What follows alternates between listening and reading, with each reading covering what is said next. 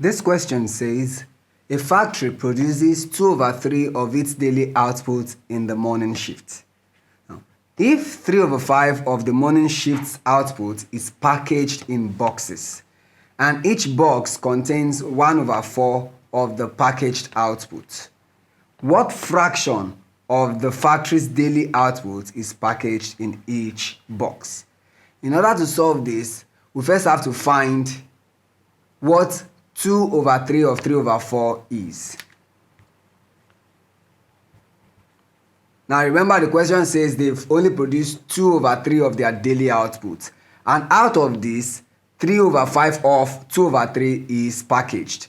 Therefore, we would have 3/5 of 2/3, and this is to know the amount of the daily production that is packaged. So to get that fraction, we'll then have 3/5 multiplied by 2/3.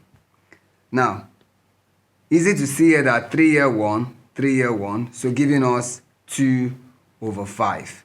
That tells us that of the 2/3 of the daily output that is produced, 2/5 is packaged. That is, 2/5 of the daily output is packaged. Now the next line of the question informs us that each box contains 1/4 of this 2/5 that is packaged.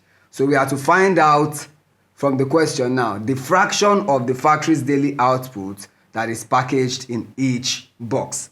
So to do that, we would have 1/4 of 2/5.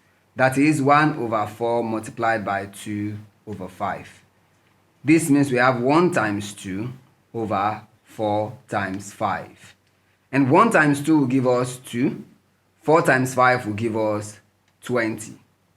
Now, in order to get the final answer, we simplify this fraction to its lowest term, dividing by 2.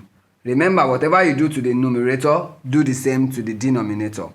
So 2 divided by 2, we have 1.